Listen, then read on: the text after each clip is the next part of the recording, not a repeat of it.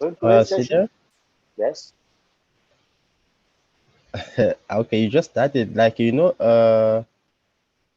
It's very important when you start you are recording from the beginning because you always do some explanation before even starting the recording.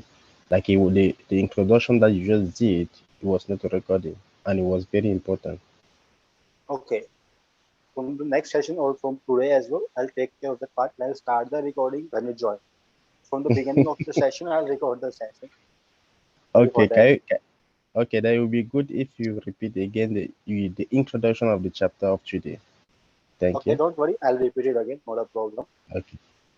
So today we will focus on three things. Right? If you remember the five phases of hacking, the first phase was information gathering, second phase was scanning. Right? We are done with information gathering, where we collect some public information. We are done with second phase, scanning, where we were focused on identifying the weakness on some network services, on some common service enumeration technique, and other different things. Then we have the third phase, we call it gaining access, right? Then we have the fourth phase to maintain our access, where we use some malwares to create a backdoor or to enable that kind of service, right? And then we have the fifth phase. We call it clearing cracks. In today's module, we were covering two phases. First one was gaining access, where we will just get access to any machine, any Windows machine with just cracking password, like how to crack the Windows password for either for Windows 7, Windows 8, and Windows 10 as well. How to crack the password for those machines. Second thing would be how to exploit the Windows 7 vulnerability that was for the buffer overflow. So I'll explain the buffer overflow and then I'll explain the vulnerability, how you can take advantage for that vulnerability, for that buffer overflow vulnerability that was for specific SMB service version 1, which comes with Windows 7. Right? Till Windows 7 Service Pack 0 and Service Pack 1, SMB uses version 1 as their default SMB version, right? In Windows 7, you have SMB version 1 by default. But if I just go with Windows 8 or 8.1 or Windows 10, in those versions, we generally use SMB version 3 because in SMB version 1 and 2, we have some weakness in those service versions. That's why we release a new service. We release a new service version with the name SMB version 3, right? Which we all use in this Windows 10 machine, right? So after buffer overflow, after explaining the buffer overflow, I'll explain the working of SMB version 1 and how to exploit that much weakness.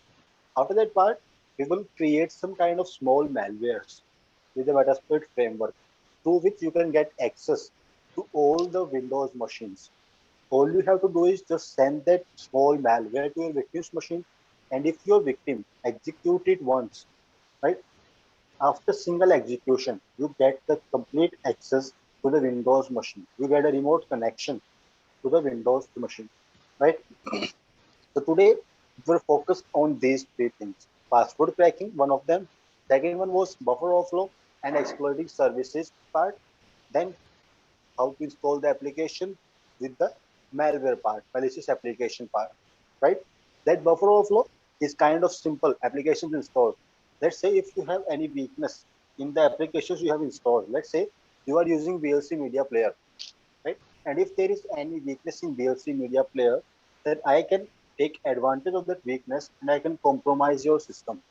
That was the part again, which you can go with, right? But again, the point is, if that application was accessible through the network or through the other networks as well, only then you can just take advantage to compromise other users' system, right? But again, you can compromise the application, you can compromise the systems based on the installed applications as well. Other than this, so now let's start with simple basic password cracking techniques and how you can crack the password. Before cracking password, let's just understand what are the basic type of authentication, like how you can authenticate a user. They were just few of them. We have some other techniques as well which you can use for authentication, but most common are the username and password. You can authenticate a user with the username and password, which you generally do, right? Then second type was authentication using biometrics, where you use some kind of fingerprint scanner. You can sign, you go with some retina scans. You go with some face recognition techniques, right? You go with some wear scanning part. You have different mechanisms again depending on the biometrics. Then we have the third type of authentication where you verify the user, right? You authenticate the user with help of username and password. But before checking for the username and password, you implement a condition there. If the user send a request from a specific machine, if your user was trying to authenticate from a specific device which has some MAC address like 00 from some specific MAC address, from some specific device, right? If your user was trying to connect with some specific devices from some specific location, from some specific IP addresses, only then you allow that user to get connected with the username and password. But you can restrict the user on based on their location, their IP address, their devices as well, right? So again, this is one of the authentication mechanism you can use, and it was generally combined with the authentication using username and password. These two were generally combined with each other, right? Then after this, we have simple basic characteristics for a secure password. You all know these things. Like always use in case sensitive letters, uppercase and lowercase, use special characters, use numbers, use lengthy passwords, pins, more than 8 characters. We always, not always, we generally use 4-digit pins for our mobile phone, right? But it's not limited to 4 digits. You can go up to 16-digit pin. You can go up to 16-digit pin. So always try to use a lengthy pin, a lengthy password. Because if you remember this chart for the brute force,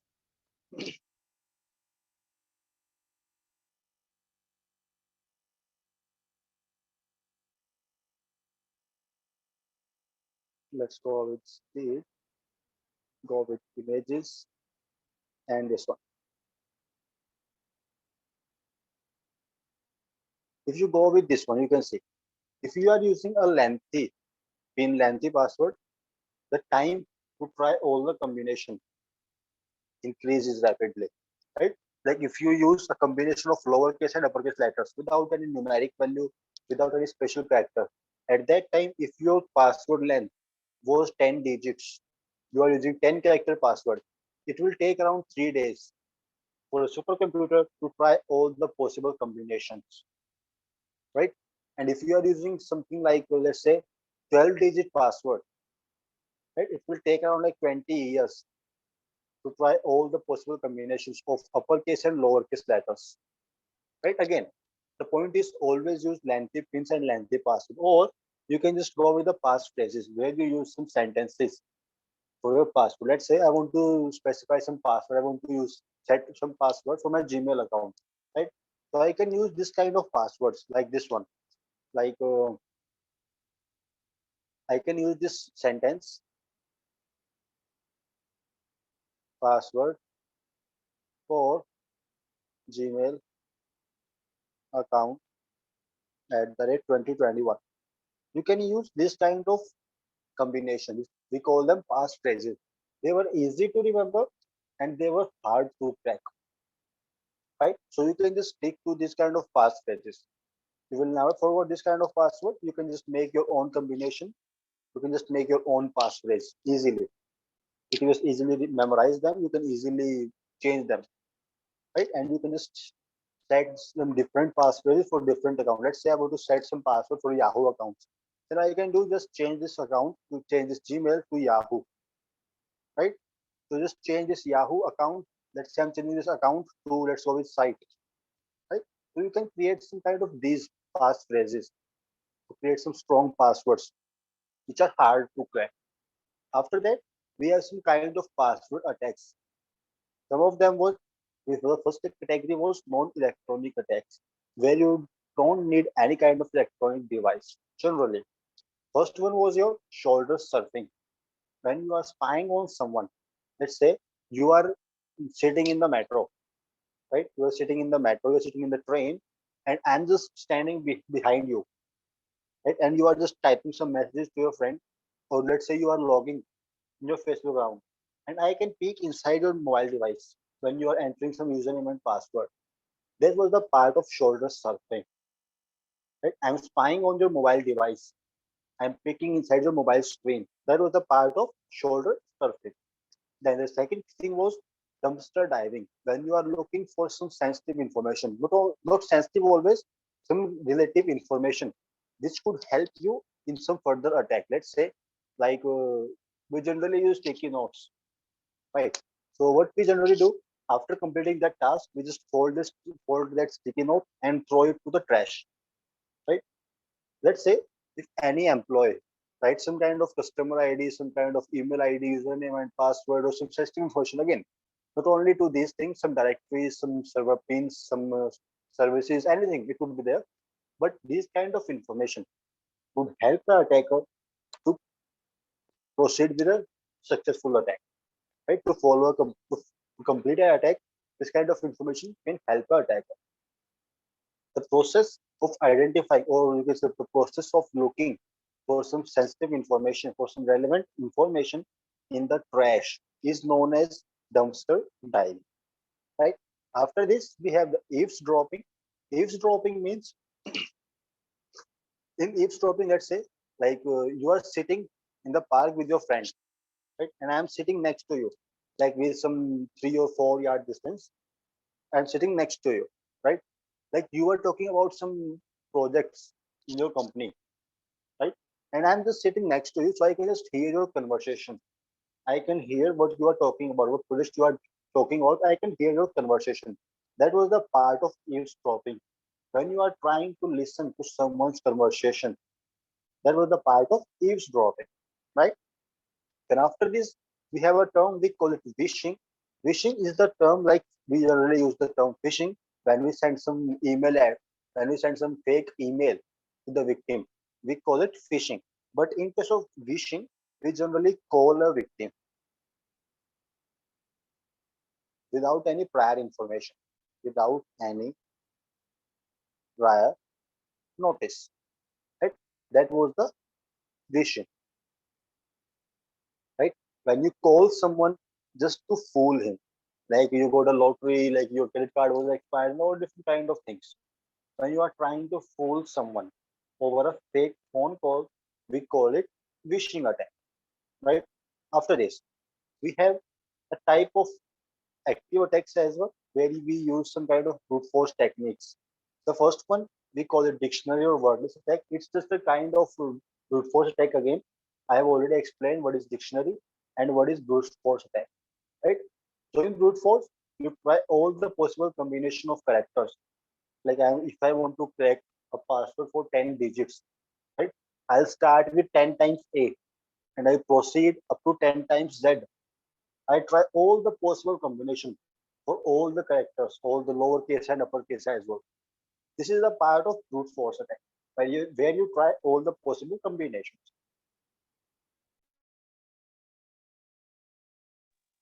Other than this, we have a dictionary attack. Dictionary attack is just a subcategory, is just a subtype of a brute force attack. In case of dictionary, you try some words, you try some meaningful words to crack the passwords. In the brute force, you try all the possible combinations. But in case of dictionary attack, you try some meaningful words, right? Which was stored in a text file, generally in a text file. But you try some meaningful words. We call them a dictionary or a word list attack. After that, we have the hash injection. In case of hash injection, let's say you got access to system somehow, right? Let's say you have some RDP connection, you have some SSH connection to your system, right? After getting access to that system, once you try to crack the hashes, all the devices store the passwords in form of hashes. If I talk about Windows, in Windows, your passwords are stored in this SAM file. Again, SAM stands for Security Account Manager. All your passwords are stored in this SAM file with the format of NTLM hashes. Again, NTLM is just a hashing algorithm which was generally used in Windows to create hash for your passwords, right? And after getting access, let's say you dump this SAM file, right? You dump this SAM file And after dumping that SAM file, you just try to get some, you are trying to get access to those hashed password. After dumping SAM file, you have access to the hashed password, right? When you have the password hash, you can just give it a try. You can just try to crack that password hash. Right? You can just try to crack the password hash. Let's say if I go with like simple online hash, let's go with online NTLM hash.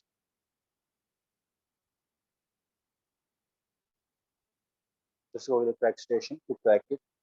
Okay. So I'm creating some NTLM hash. Let's say I have used 4565 as my password, right? Let's generate a hash value. I got this hash value. So this hash value will be stored in your SAM file, right?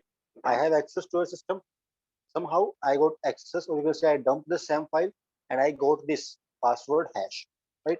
After getting this password hash, what I will do, I'll just browse this kind of platform where you can just crack the password, where you can crack the hashes. Again, they will just, they have a database which contain words, which contain hashes for different words. They just have a database that have hashes for different words, right? And they will compare that hash value, this hash value in their database. If they get a match, that would be listed out here. Let's try to crack the hash value and we got the match. Like for this word 4565, this, the type was NTLM or the hash was here. They were just comparing the hash value in their database for the exact match, right? So we got the results.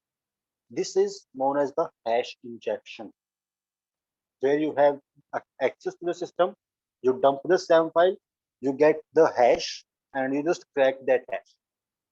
That was the hash injection to get the actual password for that system. Is known as hash injection, right?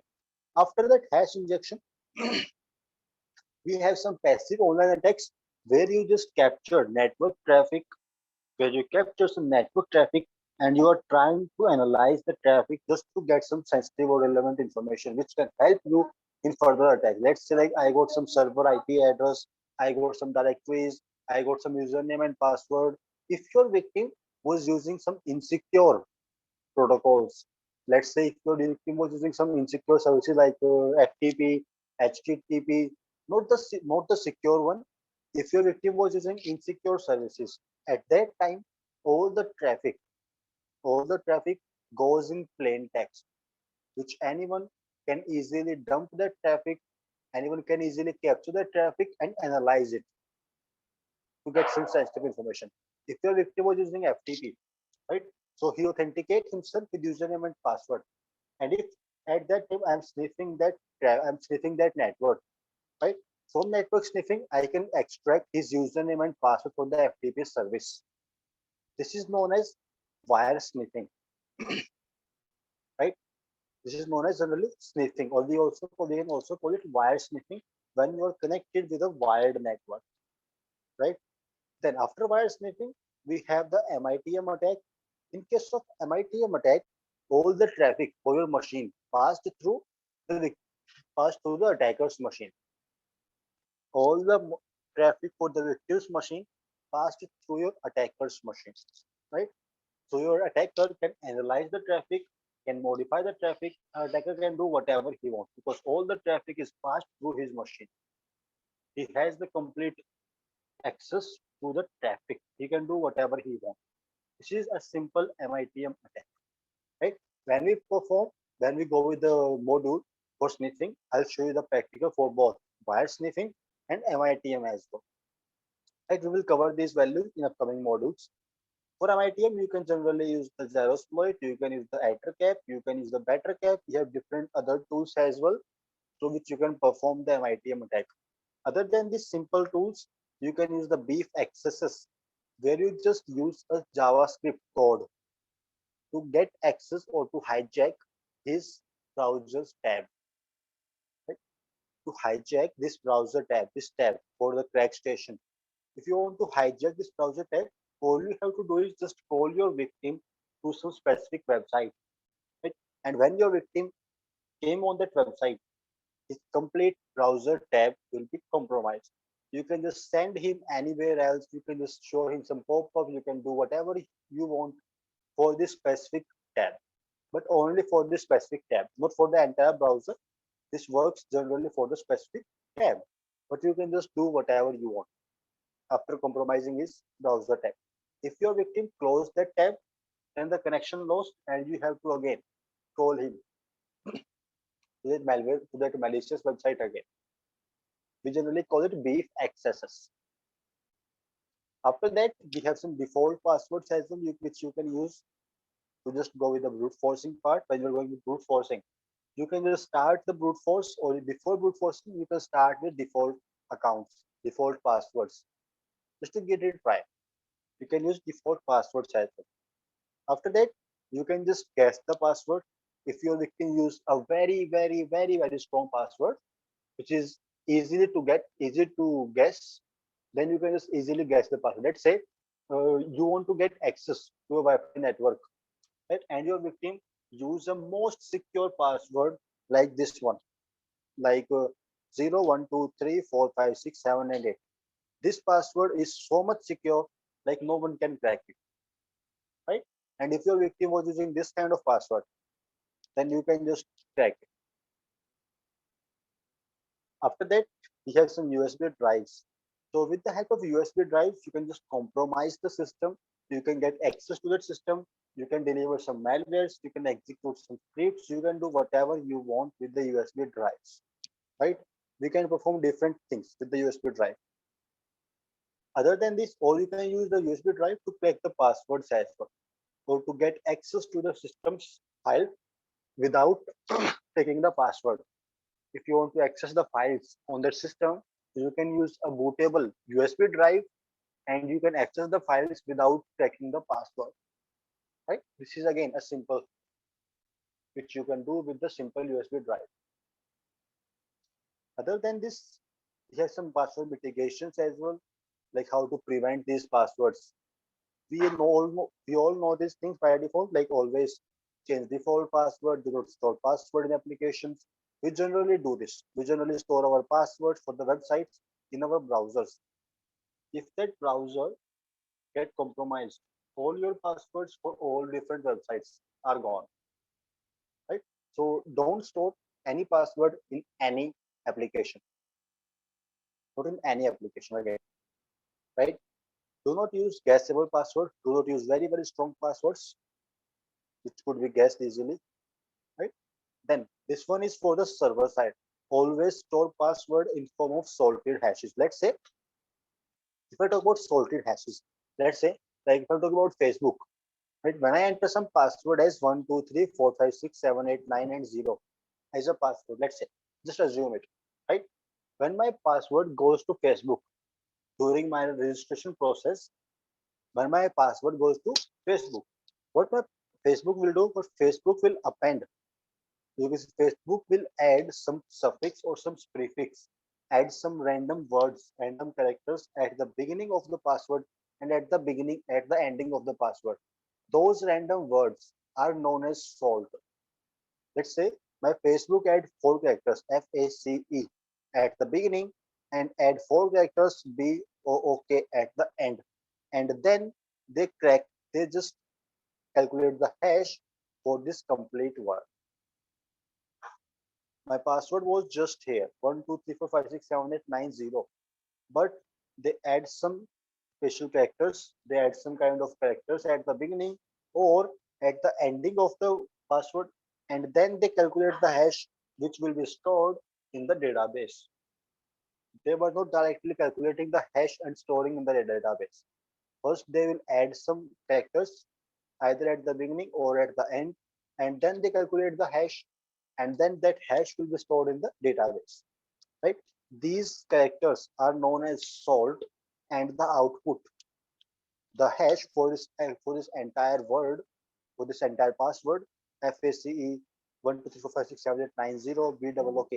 The hash for this complete word is known as salted hash.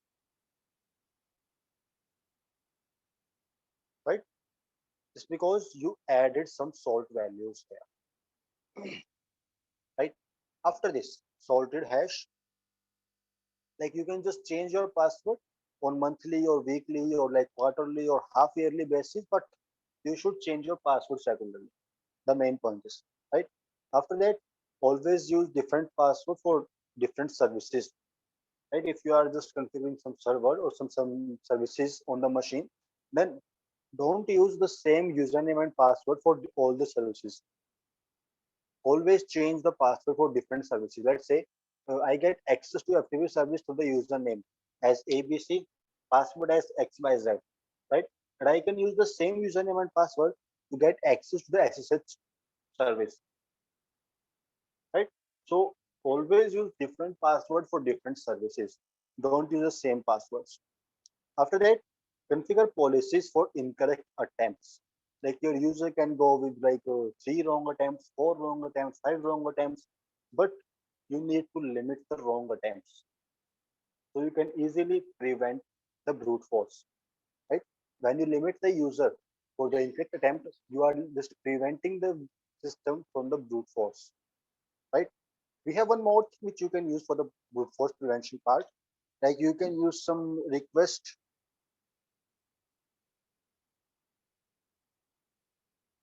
validation tokens. You can use some kind of tokens as well, right, to prevent the brute force. It means whenever you send a request for the authentication for the with the username and password, with that request you send a authentication token to the server, and that specific authentication token is generated from the server side and stored on the browser side, stored on the client side, you can say, right? And for each request you generate a unique random validation token, right?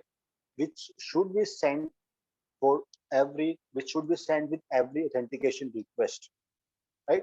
So with this one, let's say my first authentication token was this one, 1 2 3 4 5 6 7 8 and 9, right?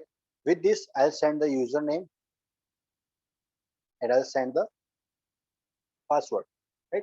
If I want to brute force here, what I will do, I'll just change the password, or I will specify a proper word list for the password, right? But with that, if I send more than one request with the same validation token, my server will automatically reject those requests because this token is already used. This token who has been already used, right? So your system will treat them as invalid tokens through which you can easily mitigate or easily prevent brute force attacks. We have different mechanisms through which you can prevent the brute force attack. Again, CAPTCHA is one of them, which we generally do. CAPTCHA is one of the techniques through which you can prevent the brute force attack. After Siddharth, that, can you please explain again this one? Configure policies for incorrect password okay, attempts. okay. Let's Yeah. say, like, if I just go with simple service, let's go with the FTP service. So just go with FTP at 1.1.3, right? Let's Mm. say 1.3 is not okay. We start this machine.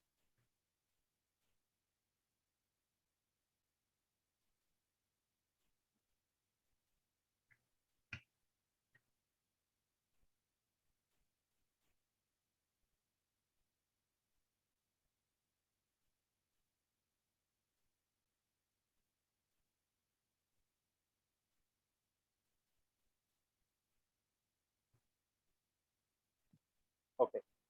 Let's say when I want to connect to this FTP service, right? By default, FTP allows three attempts. You can only go with three attempts for the FTP login password.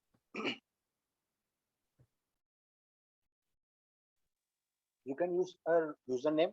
Let's go with like Kali. I'm using username as Kali, and the password would be like ABCD, and this will say password incorrect and kick me out. Let's go back. If I try the same thing for SSH connection, SSH at 1.3, go with the password for the Kali user.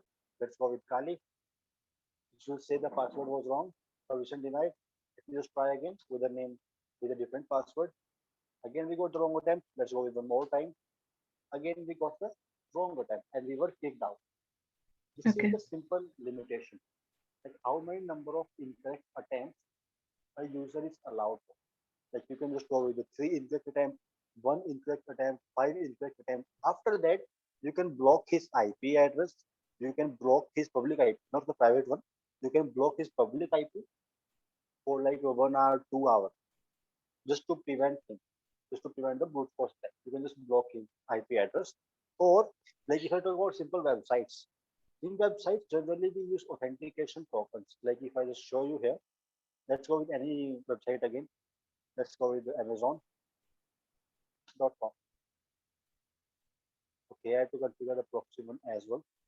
So I will show you the requests.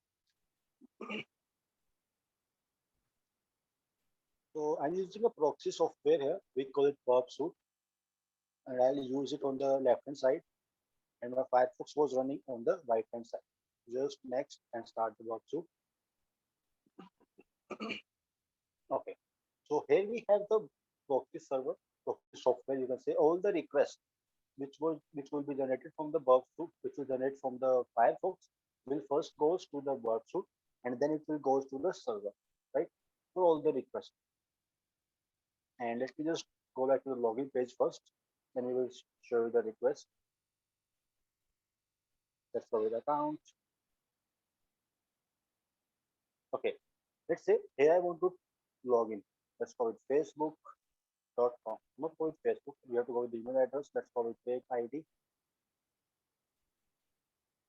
Not allowed @gmail.com. Continue.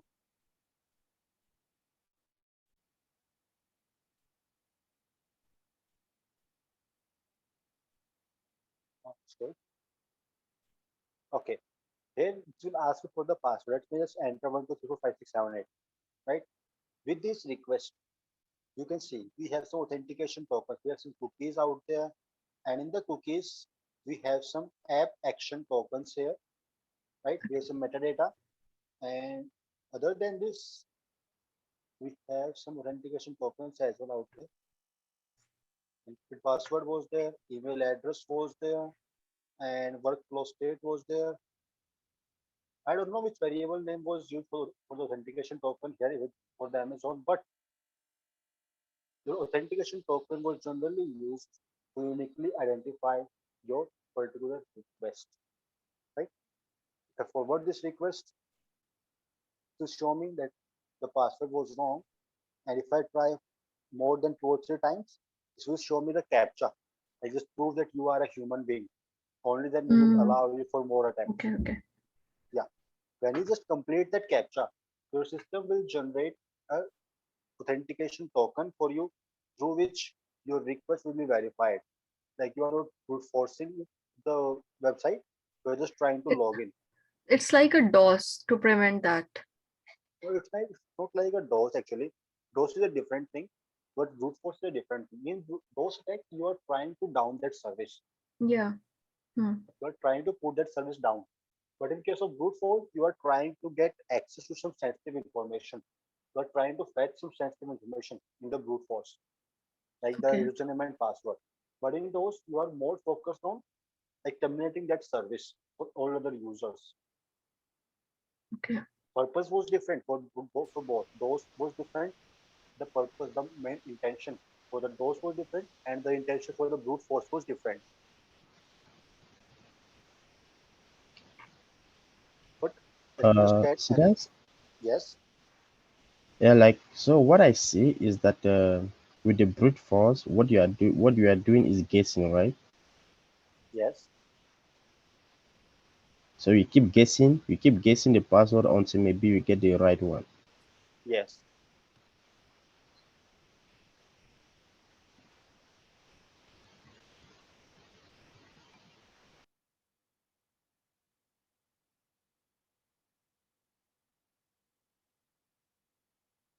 Let's go with continue.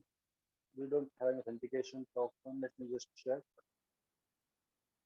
Enabled IDS was there. Maybe this variable, maybe this value was used for the authentication token.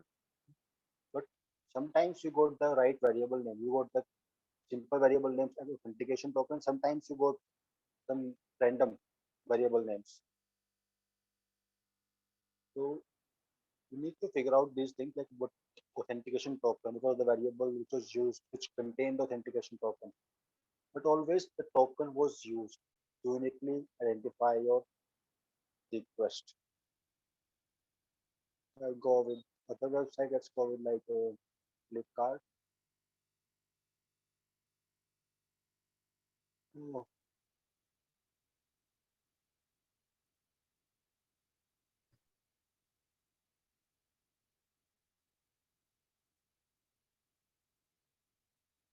this. Okay, let's go with mobile number as 8888 and password as random values. Go with the login. And okay, we don't have the credentials here. Here are not the credentials. Home page and simple values are there. Just forward it. Here we have the credential.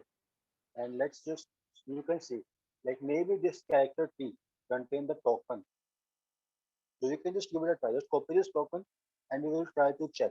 For the another request, this token value, this value for this variable T will change or not. We got an incorrect attempt. Now again, let's go with the login page. Again, this T value was same, I think. Let me just check. Yes, this is not the authentication token. Mm, This is showing the hash value of that password, The the password is in token. plain text. Password was in plain text. Okay. Tokens were not the hashed value for the password. They were just randomly generated alphanumeric values from the server side. Your server will generate an alphanumeric string value, not the hash for anything. They generate some random values and send it to you. Whenever you click on this login button, Mhm. right, that token will go with your request. That token will go with your request Okay. to uniquely validate that specific request, specific authentication request. So you cannot bypass that authentication token. You cannot just brute force because that token can only be used once. You can only use that token for a once. This is my JWT token. Maybe this one was used. Okay, let's just check. AMC variable, some other variables are there as well. So you cannot predict the authentication token like with some simple names, but some of the websites use the simple names like authentication token. Like they will just use some simple name instead of this SN. They will simply use auth token as their variable name and then store the value here. But some of them use some random, not random, use some like smaller variable names which will not easily explain the value. Your small variable name will not explain the value it contains, right? Let me just check, is it the authentication token or not? So I'm just copying it here. Just copy it and forward the request. Let's go with one more attempt here. Just go with login, go with mobile number, add some 8, some random passwords, and let's go with login. Let me just paste that value here and not this one. No, this T is not the authentication token. This SN again is not the authentication token. But maybe they were using some tokens with a different variable name. But all the time, it's not all the time, most of the time, we use authentication token to prevent the brute force, or we use some captcha as well to prevent the brute force. After that simple authentication, I will explain you, I will show you the captcha part, how to bypass and how to go with all different things, and we perform the web part. After these simple password attacks, we have some privilege escalation attacks. Privilege escalation is just the technique in which you get access to a highly privileged account. Let's say you have multiple accounts Let's say you have multiple accounts in your system. Right? One of them was admin, another was Ram, another was Sham. Like you have three different users for a computer system. First one was the admin. Let me just note down these values where. Okay. So one of them was admin, other was Ram, and other was Sham. Right? Both Ram and Sham have the same permissions. They have the same privileges. They have the same authority. Right? They have the same permission level.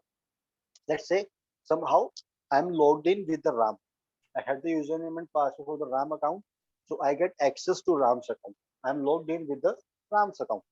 But just by executing some commands, just by executing some scripts, somehow if I get access to Shyam's documents, Shyam's permissions, Shyam's files, you can say, if I get access to Shyam's file, or if I'm able to execute a command on Shyam's uh, on behalf of Shyam's account, you are logged in as a user RAM, but after executing some commands, some scripts, you are able to execute commands on behalf of Shyam. Right? This is known as horizontal privilege escalation. Why horizontal? Because both the users have the same permission level. Let's say both the user Ram and Sham cannot modify the firewall, cannot install any application.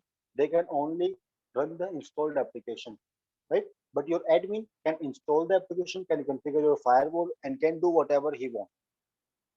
Admin have higher permissions, right?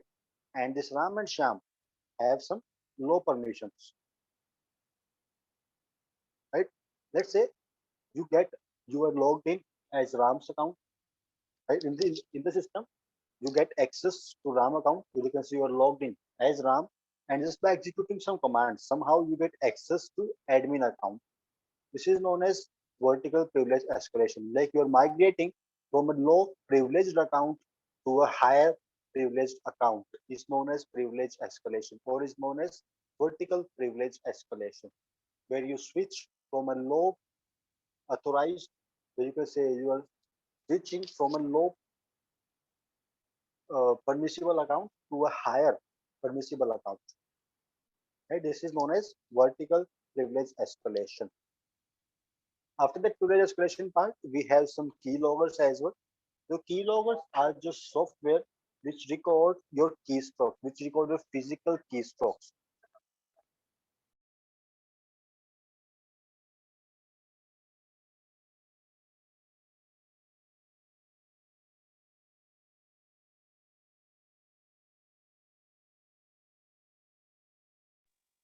So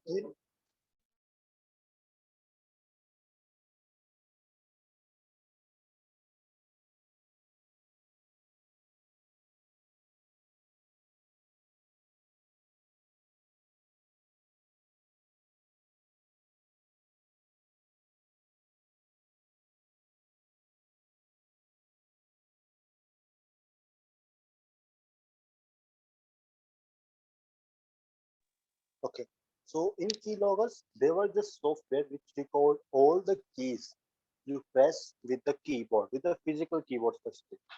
They record all the keystrokes for your physical keyboard. These kind of softwares are known as keyloggers, right? They run in the background and they record all your keystrokes. We call them keyloggers.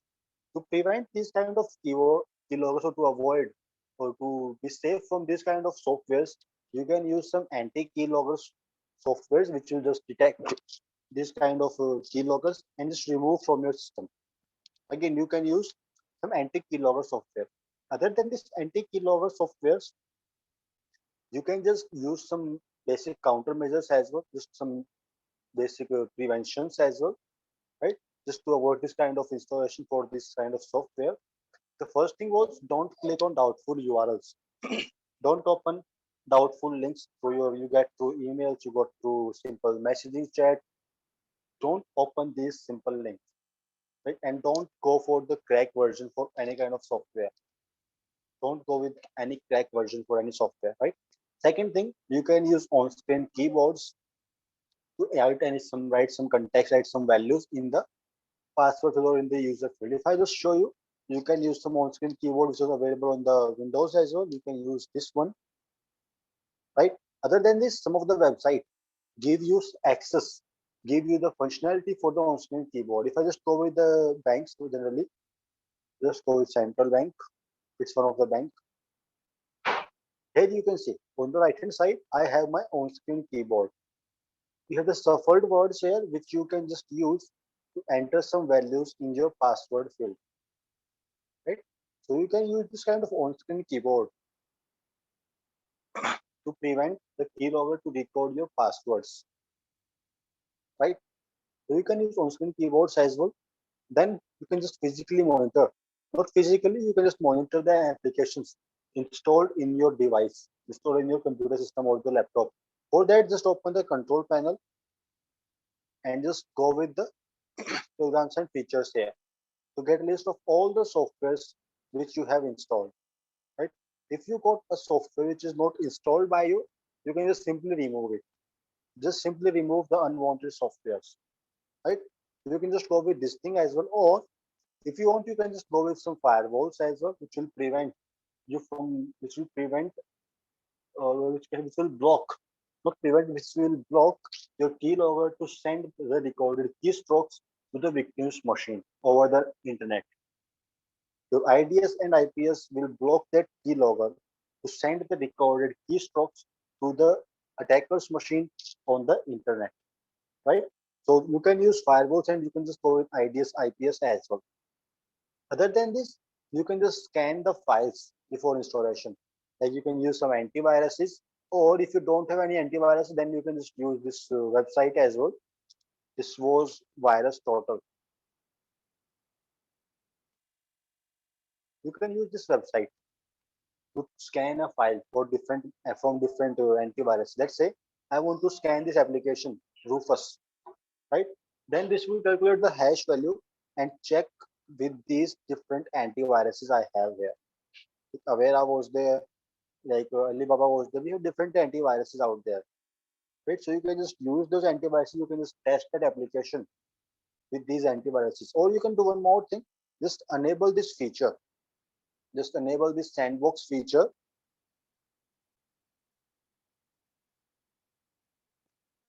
Just enable this sandbox in your Windows features. Let's just search for like Windows features.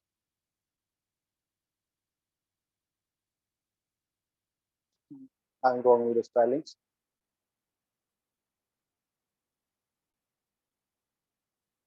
Yeah, just go with this option. Turn Windows feature on and off. Here at the bottom, you have the option to enable or disable the sandbox environment. The fourth one, the last four. Right, just check this box, Windows Sandbox.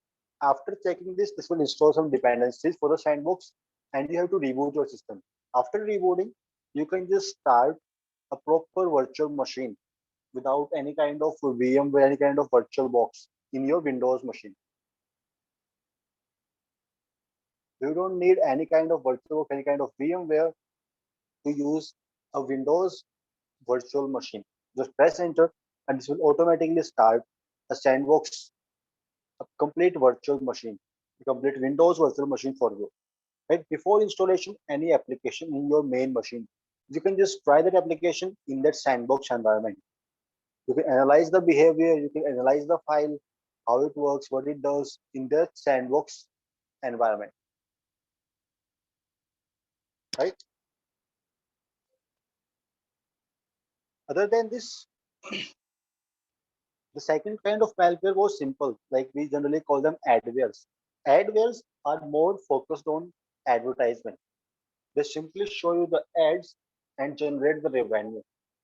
Let's say you install an application in a mobile device. But after installing that application in your device, you start getting some ads on your main screen. These kind of applications display you the advertisement. The main focus was just to display the advertisement to the victim, to the user, and just calculate the more and more revenue, just to generate more and more revenue, just by publishing that advertisement on that application. Right? This we call them adwares. Other than this adware, this third type of malware was spyware. Spyware is just the advanced version for the keyloggers and adware. Spyware can record your keystrokes, can record your screen, can record your mic, can record your camera, and everything. They can record your screen as well. They can record your activities. They can record your mic, camera, and your keystrokes as well. These kind of softwares are known as spywares, right? After this, we have one more thing to be discussed. That was the file system. In Windows, we generally use NTFS or FAT file system. Like in Windows 10, we generally use NTFS only. We don't use like files. We don't use FAT or exFAT for Windows 10 machine. We generally nowadays we only use the NTFS, which again stands for New Technology File Systems. Other than this, if I talk about the Linux part, in Linux we generally use different version for the EXT, like version 3, like version 4. Again, EXT was the one of the most popular file structure for the Linux operating system. The main point is all the file systems for the Windows machine are supportive in Linux. Let's say like you are using some Windows machine, like you have installed a Windows 10 in your hard drive, and you have some data, right? When you have one laptop, you have one computer system. In your computer system, you are using Windows machine, and in your laptop, you are using the Linux machine. You have installed Linux in your laptop, and you have installed Windows in your computer system. Now, if you just remove the hard drive from the computer system and plug it to the Linux laptop, plug it to the laptop which runs the Linux operating system, at that time you can just get access. You can access the files which are stored in that computer's hard drive. You can access the file for that computer hard drive because both NTFS and FAT file systems for Windows are supportive in Linux as well. So you can just read the data, modify it, and you can do whatever you want for that computer hard drive, right? Then the second situation was, let's say you get the hard drive from your laptop, right? And that hard drive was running Linux operating system, which was using like EXT version 4, let's say, right? You are using EXT version 4 as a file system in your laptop's hard drive.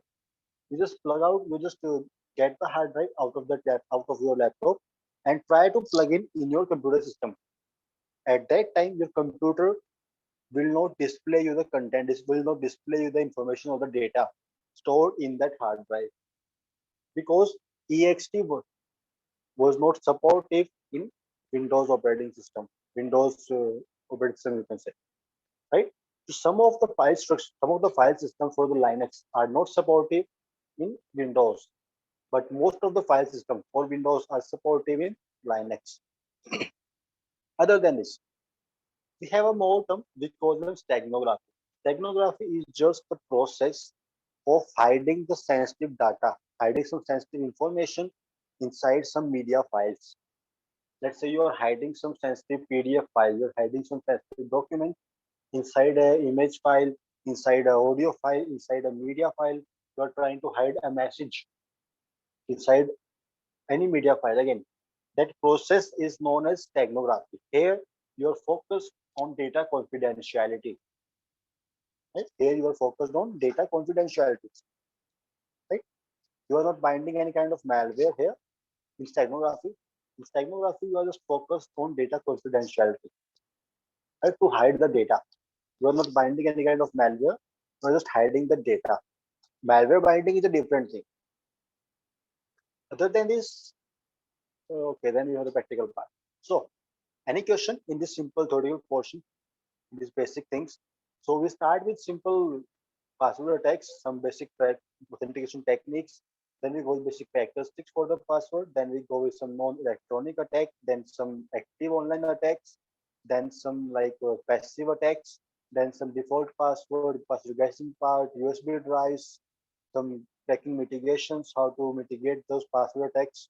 Then we go with the escalation part, and yeah, then we go with the keyloggers, anti-keyloggers, then some countermeasure for the keyloggers, spywares, adwares, and file systems, and steganography. Any question, any doubt, anything in this part?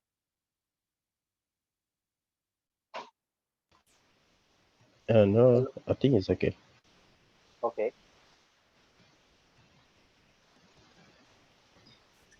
All right. If it's good, let's continue with the practical part.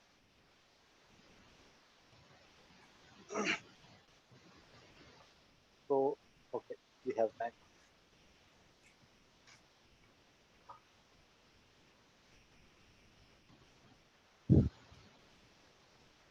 So, let's start with simple basic malware. So, let's start with simple Windows 7, right? Before that, let me explain the buffer overflow because we have around like 40 minutes. We can complete the buffer overflow, I think. For that, I have to open the pane. Okay. So, I need to draw some values here. Let me go with some diagrams first, and I will explain what I'm doing.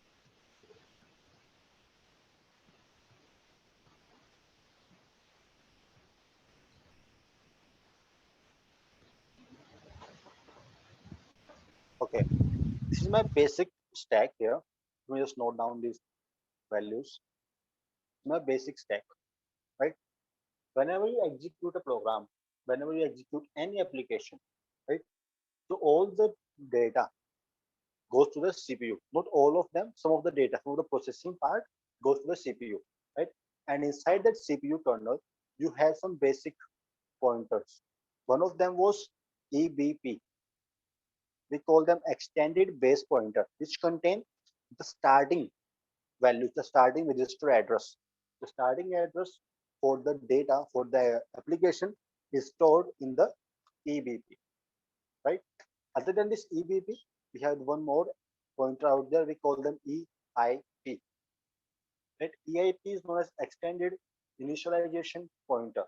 EIP was generally used to process the data. Let's say you have some data which was stored at an address like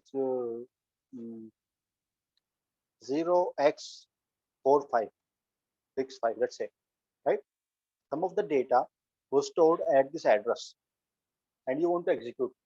The execution part was performed with the EIP. EIP will take the data from that specific location and execute that. So the part of EIP. After execution, EIP will go back to the EBP and ask EBP, now what I have to do. After executing the data on this location, what I have to do. At that time, EBP will command, EBP will guide the EIP what to do next. What to do next was from the EBP. The base pointer, the extended base pointer, EBP, will guide the EIP for the next commands, for the next steps, right? So, other than this, sorry.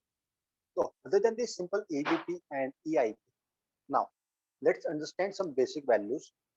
Let me just draw one more line here. Now it's good. Okay.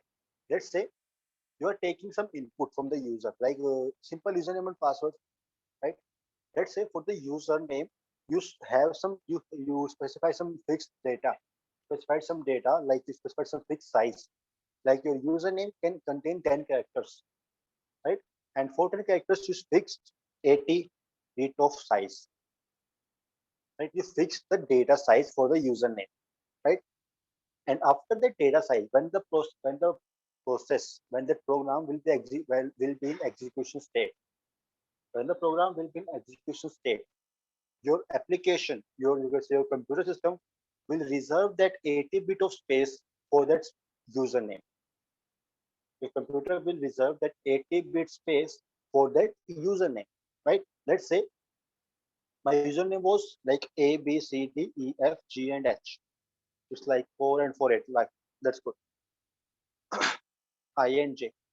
This should be 10, right? Let's say this is my username A, B, C, D, E, F, G, H, I, and J, right? After getting 8 characters, 80 bytes, 80 bits were consumed. If I enter one more bit, if I enter one more character, let's say if I enter K and L, then these two characters then these two characters will goes to the next pointer. This space, this 80-bit space was already consumed by this 10 characters, right? Let me just draw some lines to show the fill the space, or I can just fill the space with some colors. Let's say this one, not this one. I have to change the color.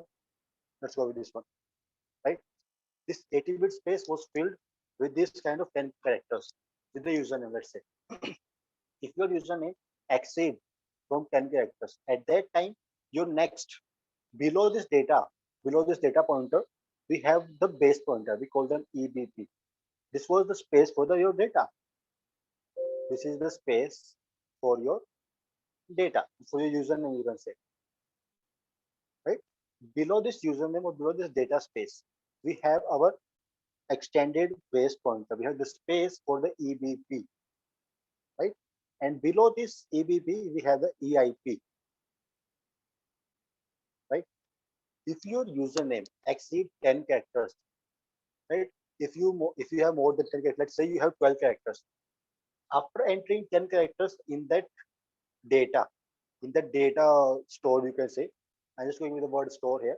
After filling the 10 words, after filling the 80 bits in that data store, those two characters, the still left, will be added in the EBP.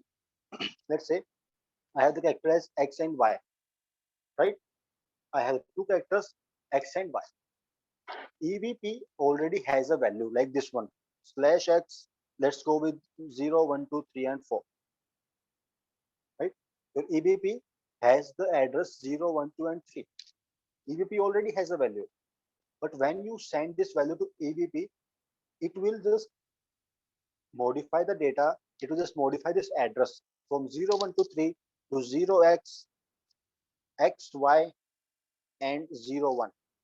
These two characters from the last will be removed and two characters will be added at the beginning of the address. Like x and y were added here at the beginning, and last two characters 2 and 3 were removed from the end, and the new address was this one, xy01, right? But the point is, your kernel don't allow you. Your kernel don't allow you to modify this address, right? Or you can say your kernel cannot tolerate that someone modifies the data for this EBP pointer, right? Your kernel cannot tolerate these things. At that time, what your kernel will do, when your kernel when your kernel get a hint that this EBP value is modified, at that time, your kernel will flush that EBP. You can say your kernel will erase the value for that EBP pointer. Let me just erase this one as well. Your kernel will erase the value for this EBP pointer and erase the data value as well. The kernel will flush itself, will flush the data pointer, will flush the base pointer as well, right? After flushing, when the EBP, let's say your EBP was processing some data, right? Your EBP was processing some data and your kernel flushed itself. The EBP value was flushed. When the EIP came back to EBP, when the initialization pointer, when the EIP came back to EBP, it will ask what I do next. What I do next. At that time, your EBP will say, I don't have anything. I don't have any address to give you. You can do one thing, just get the data from the user and just execute it without verification. Just get the data from the user and execute it, right? When the kernel was flushed, your EBP has no address. Your EBP don't have any address, right? At that time, when your EIP, this IP pointer, ask the EBP, the base pointer, like what I have to do, what do I do next? At that time, your EBP says, just take the input from the user and process it without any validation, without any data process, without any data verification, right? This is the main weakness. This is the main weakness because you are not validating the input from the user. Let's say I'm just erasing these few values out there for a real example. Okay. Now, let's take it as, okay, we erase this 80 bits as well. Let's say here you can just store 10,000, don't go 10,000, let's go with 8,000 bits of data. It's 80,000, not a problem, right? In this place, you can store 80,000 bits of data, right? And you have the EBP address. In this place, in this EBP box, you can only store 4 characters.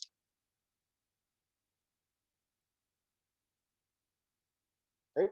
The size for the EBP is 4 characters. Again, the size for the EIP is again 4 characters. You can only go with 4 characters for the EIP address.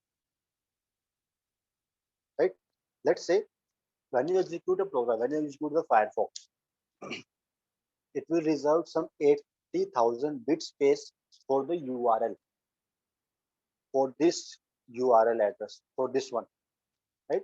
Your application will reserve the 80,000 bit space for this URL, right? And let's say what I will do, I'll just add more than 80,000 bits here. If I just calculate this 80,000 bits in character, it could take around like 10,000 characters, right?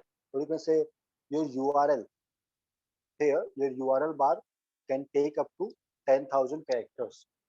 At that time, let's say after adding 10,000 characters in the URL address, if I pass more than 10,000 characters, let's say I'm passing 10,004 characters, right?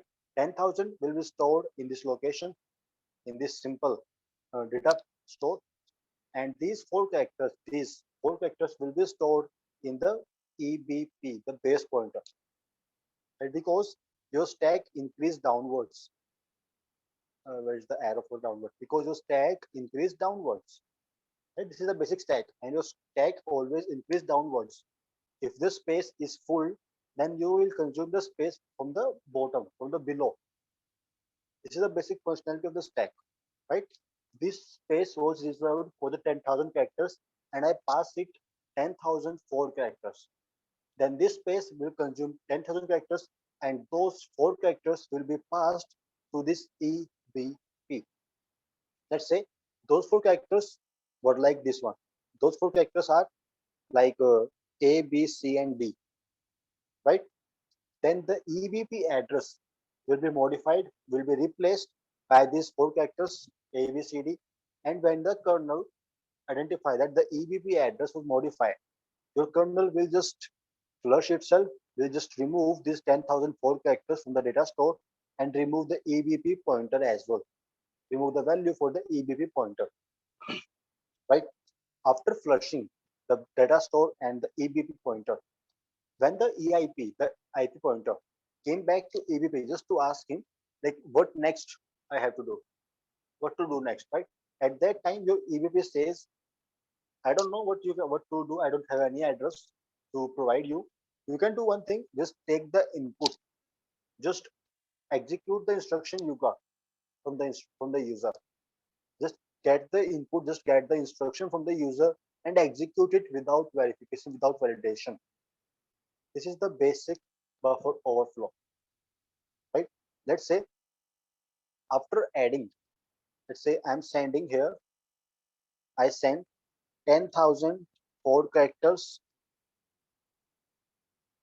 of junk, right? These 10,000 characters will be added in the data store. These 4 characters will be added in the EBP. When the EBP was modified, when the EBP will be modified, your kernel will flush the EBP and flush the data store as well. After flushing, after sending these 104 characters, I will send my payload. When the kernel flush itself, at that time, I will send my payload to get executed. Let's say this payload was some kind of reverse connection. This payload, this code was written for a reverse connection to bind machine. This code was written for a reverse connection, right? And when this program, when this code will be executed by the EIP, I will got a connection request from the victim's machine, and I can have the complete access. I got the connection with the victim's machine, and you can see I can do whatever I want. One more thing, when the buffer overflow, after flushing the kernel, after flushing these data store and the EBP address, when the EIP execute your reverse connection payload, when the EIP execute your payload for the reverse connection, at that time you always get the admin level access. You always got the admin level access, right? One more thing to keep in mind. This is the basic buffer overflow where you send the junk to full the current to full the buffer. Where again, this data store is known as the buffer. This data store is known as the buffer, right? And if I just explain the example again, for this Firefox, let's say I have the buffer size. I have the data store size as 80,000 bits, which can take up to 10,000 characters, right? This is the buffer size. You send some junk for like 10,004 characters to fill that buffer and flood that EBP as well, right? And when you modify the EBP, your kernel will automatically flush the EBP value, flush the buffer, and stay down, right? Your kernel will just flush these two values, this buffer and this EBP, and stay down. And after that, when my EIP came back to EBP, just to ask it, what I have to do next? At that time, your EBP will say to the EIP that I don't know, I don't have any address to provide you. You can just take input or just execute the instruction you got next without validating any input, without validating any instruction. Just execute it, right? And after when the kernel flush itself, at that time, I'll send my payload for the reverse connection to get executed by the EIP without any validation. This is basic buffer overflow. So that I cannot view your screen. Sorry, I cannot view your screen. my screen is shared. Yeah, it's shared, but I'm not seeing. I don't know what's wrong. Like my screen is visible. It's working perfectly fine. Let me just share again.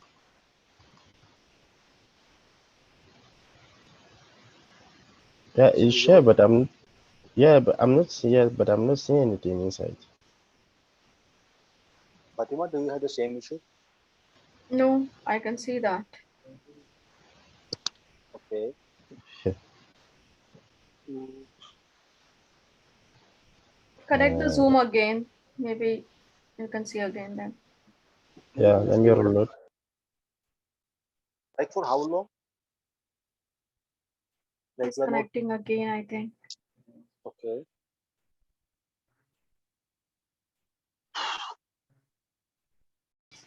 Let's say you create a calculator, right? You wrote a simple code for the calculator where you are taking input from the user just to add two values. You are taking input from the user. I'm just erasing these bits right now. Hold on. Let's say you create a calculator value, right? Where you are taking two inputs from the user. Mm. First one was your first variable. First variable name was, let's say, like v1, and the second one was v2, right? And you specify these variables as, let's go with simple basic C command. Let's go with int, right? v1, and this one v2 has the same data type as int, right? Your int has a fixed size of how many bytes? One, two, three, and four. Anyone? How many data bytes are used for the int character? Okay. Generally, your int has a fixed size of Bytes. bytes.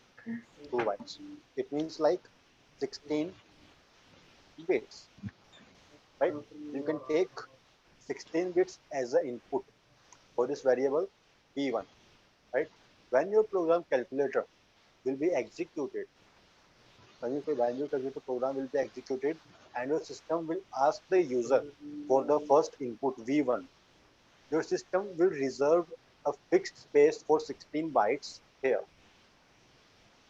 Your system will reserve 16 bit space for your variable V1. We call it buffer space. We call it buffer space, which have a fixed size of 16 bytes according to your coding, according to your program, right? Because you use the int here, we have a fixed size of 16 bits. Okay, let's say if you exceed this 16 bits, if you provide an input of around like 20 bits, or let's go with 24 bits. If you provide an input of 24 bits, right? At that time, your extra, you have some 8 extra bits, right? Your buffer size is 16, but you provide the input as 24. It means you have 8 extra bits, right? So this buffer space can only take 16 bits. After taking 16 bits, this buffer space will be full. My buffer space is full. I cannot take any data anymore, right? I cannot take data anymore, right? So our space is full right now. But still we have the 8 bits left here. We have the 8 bits left. These 8 bits will be added to the next register. We call them EBP, extended base pointer, right? And the kernel cannot tolerate, the kernel will never allow a user application to modify the EBP value. The EBP value can only be modified through the system application, right? Your EBP value, your EBP address can only be modified through your system application. Your user applications cannot modify the EBP value. One more thing. And when that 8 bits, which were still left, these 8 bits came to this EBP pointer. These bits will be added here. Let's say some of the space out of this EBP, some of the space will be consumed. I'm just choosing one more different color. Let's go with the gray one. Let's go with this blue color and let's fill it here, right? These 8 bits will be added to EBP. And just because your kernel never allow you, your application to add data or just to modify the EBP, your kernel will remove your data automatically. You can add it, but your kernel, just after adding, your kernel will automatically remove the data, right? Once you add the data in the EBP, your kernel, just after that, your kernel will automatically remove that data. It's like that. Once you enter the data, your kernel automatically remove the data. That was a simple flushing. We call them kernel flush, right? So when the kernel gets the data modified in the EBP, your kernel will flush the EBP pointer and this buffer size, this buffer space. This is the basic buffer flushing, where your kernel flush the EBP pointer and the buffer size. Result for this variable V1. The kernel flush the base pointer value and flush the buffer size for this variable 1. Now, this space is blank, this space is blank, right? This EIP pointer is used to execute a process, to execute a thread, right? And this EIP pointer has the address for the next process. All your processes are stored in the registers. This EIP pointer has the address for the next register, right? After completing that specific task, when your EIP came back to this base pointer, just to ask him what to do next, just to ask the base pointer what to do next. The EIP came back to EBP just to ask what to do next. At that time, just because your EBP don't have any value, your EBP was flushed, your EBP was cleared by your kernel itself. Your EBP don't have any value. At that time, we have a set of rules according to kernel. At that time, if your EBP don't have any value, your EIP will automatically execute the user input without any validation. Just because this is a rare situation, when the EBP value is blank, at that time your EIP automatically execute the user input without validation. Right? Let's say we have the buffer size as 16-bit and this EBP can take up to 4 characters. Right? I will send 24 bits, 16 goes to the buffer space, 16 will go to the buffer space, and the left 8 bits will go to the EBP base pointer. Right? Now my kernel will check that the base pointer is modified or not. If the kernel get the base pointer is modified, then it will automatically clear the base pointer first, then clear the buffer space first, buffer space second. Now base pointer is cleared, buffer space is cleared. When my EIP came back to EBP, at that time I will send my payload.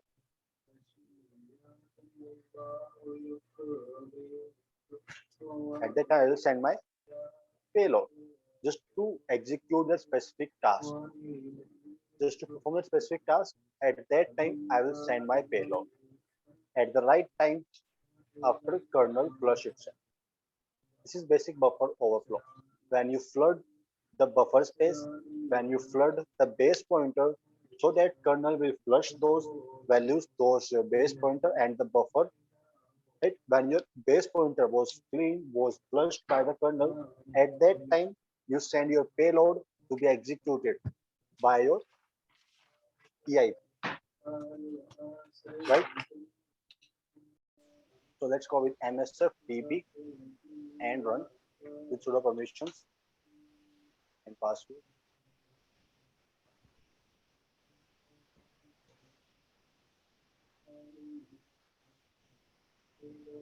And just search here for search MS17010. Okay, let me just use this one at number 3. Just go with the command use. Number 3, just go with the options. Just go with set rhost. Rhost value was .1. I have to take the IP address from my Windows 7 machine. So just go with cmd ipconfig.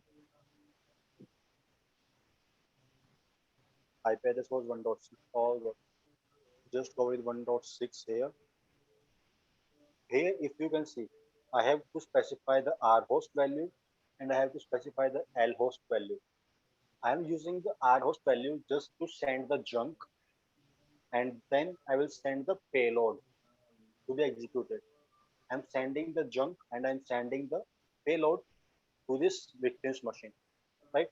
And when my victim execute that payload, at that time my victim will use this lhost value to send a connection request back to my machine at 1.7 IP address, right? First I will send the junk at 1.6, then I send the payload at 1.6. When the payload get executed, at that time 1.6 will send a connection request to 1.7. This is the basic working. Let's just execute it. Here you can see, like I am sending some machine, I'm sending some data, like core buffer dump 38 bytes. I have to send the junk for 38 bytes, right? And then I'll send the payload, sending all the fragmented expert packets, you can say. This is the junk for 38 bytes, which I sent to the Windows 7 machine. Then after sending this junk, I'll send my payload, right? And after sending payload, we got a reverse connection here. You can see, I got a connection from 1.7 from port number 4444 to a machine 1.6 at port number 49159. This is the proper timestamp. But first I will send the junk to flood this base pointer, to flood this buffer, or to flood this base pointer so that my kernel flushed these two values, this base pointer and the buffer. And then we send the payload to get executed by the EIP pointer.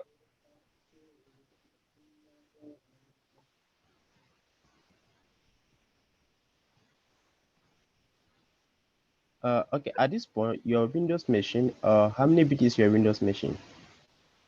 How many? Yeah, how many bit is your Windows machine? For this assembly service, I am sending 38 bits here, Yeah. 38 bytes. Okay, like why are you sending 38 bytes? Why I'm sending 38 bytes? By default. Hello? Is it by default? Yes. Is it by default? It's not by default. This exploit, like I'm attacking on assembly service version 1, right? In assembly service version 1, the buffer size, this buffer size for these variables has a fixed size. This assembly service version 1 can only take 38 bytes of data in their buffer. Every command has a different size. Every command has a different size. Exactly. You can specify the size, or if you want to avoid, if you want to prevent this kind of buffer overflow, we generally use try and catch block. We generally use try, we write some commands, then we use the catch block. Just to handle all the exceptions, we use the catch block. If that program don't have and this kind of try and catch block, if your exceptions, if your errors are not properly handled, at that time you face this kind of buffer overflow attack. When your errors, when your exceptions are not properly handled, right? And every program have a different buffer size. It's not specific to some 16 bytes, some 38 bytes, but for this assembly service version 1, SMB, SMB version 1, for this specific service version, the buffer size was 38 bytes.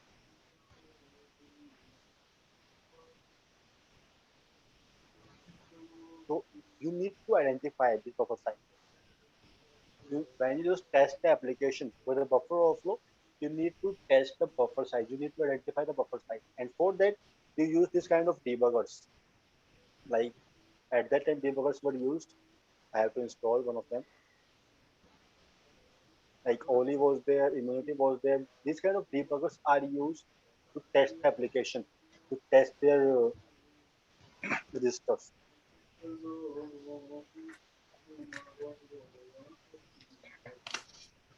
Install with Immunity, debugger. Let's just download it. Full name, this one, email address, this one at the rate gmail.com, company name, blah blah blah, and download.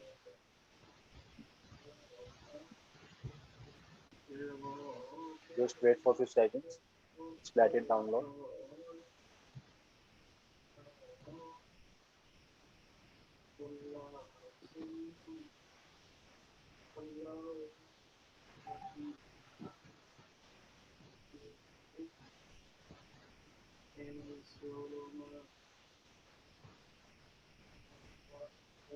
If I show you other things at the same time, just go with exploit -db.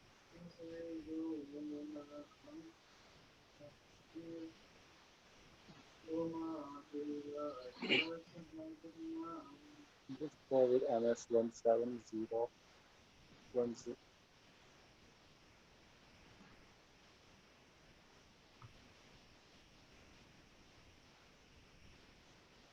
Okay.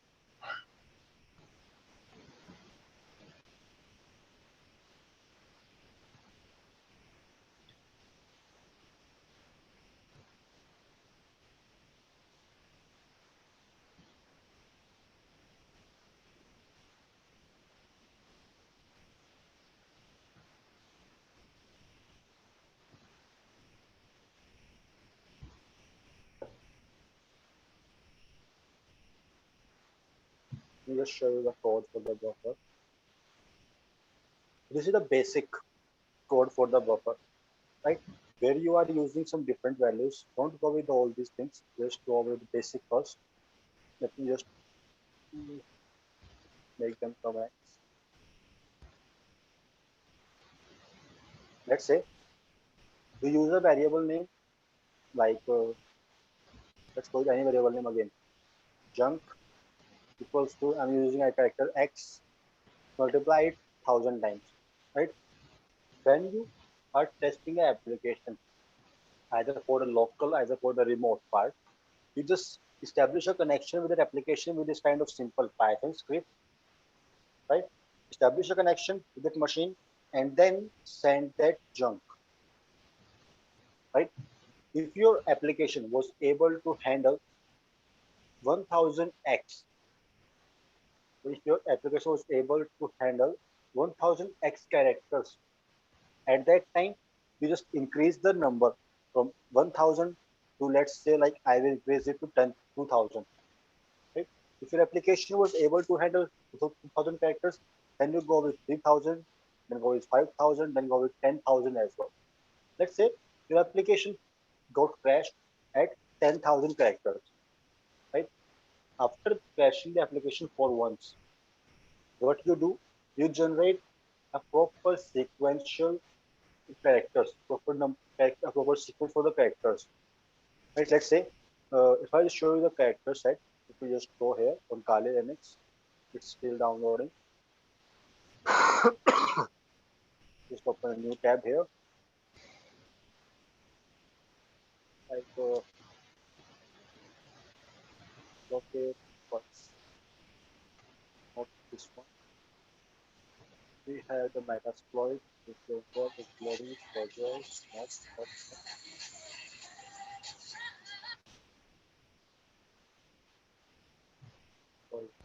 Projects, not. We have a different script name, which was used to generate the proper sequence. I'm just using the name for that script. But again, your application simply generate a sequence for the size 10,000 characters, right? When you send this 10,000 character data to this application, whatever you are testing, like let's go like Firefox, right? When you send this 10,000 character data to the Firefox will be crashed, and in the debugger, you got the data in the EIP pointer, so the EVP pointer. Just let it execute, just let this application execute, then I will show you the proper how to test this application. Or we can do one thing, we can do one more thing. Tomorrow, I'll just show you the practical part, like how to properly write the script for the buffer overflow and how to test it with help of this kind of debuggers as well. Because we are running out of time today. Except install, close, okay. Next, install.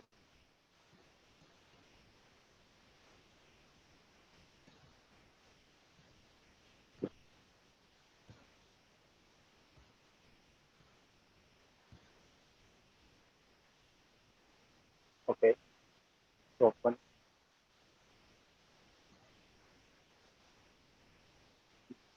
Go with the references for option, appearance, fonts, just change. I'm increasing the size. Please go with terminal to input. For the type of font, go with Courier.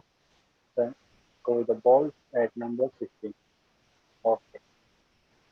Okay. Now, if I just attach an application which was running right now, attach this application.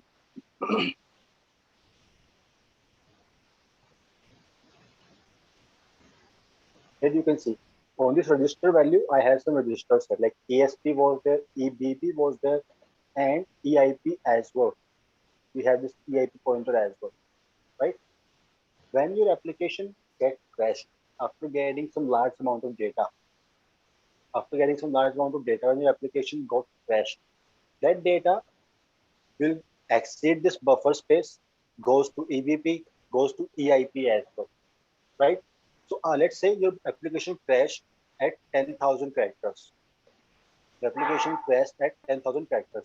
At that time, you will generate a sequence of 10,000 characters to uniquely identify at which number, you can say at which place, right? At which place the data.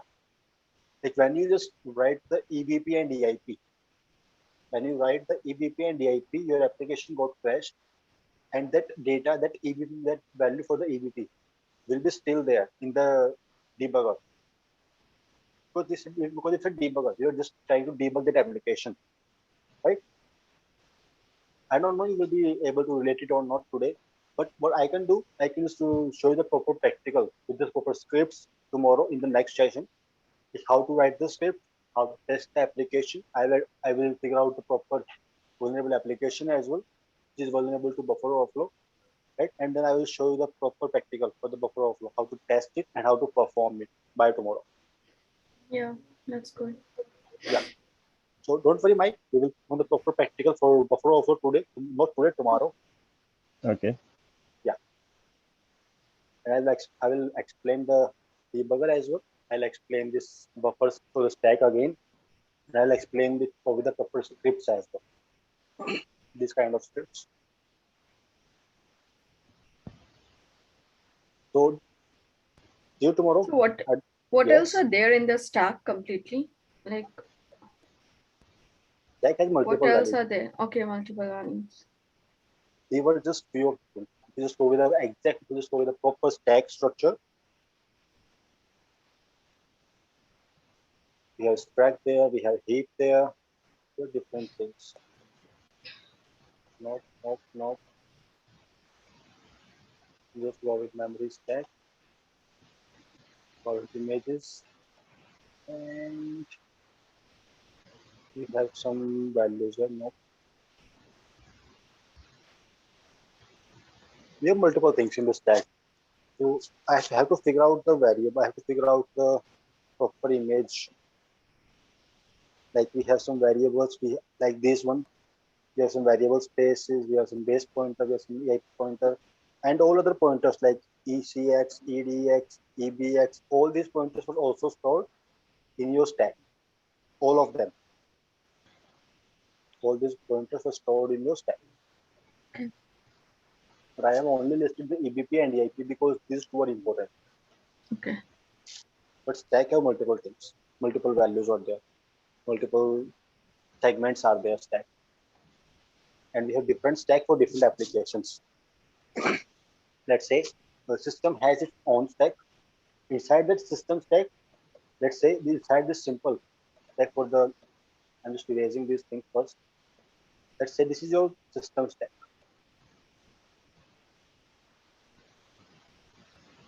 Right, system buffer. Inside this system buffer or system stack, you will create few other stacks for different applications like 1, 2, 3, 4, and 5, and so on. You just segregate, you just create some partitions. You can relate it with a partition. Stack have multiple values. These pointers as well, the variables as well, the data for the variables as well. And below the stack part, below the stack and these pointers, we have the heap. At the bottom, we have the heap.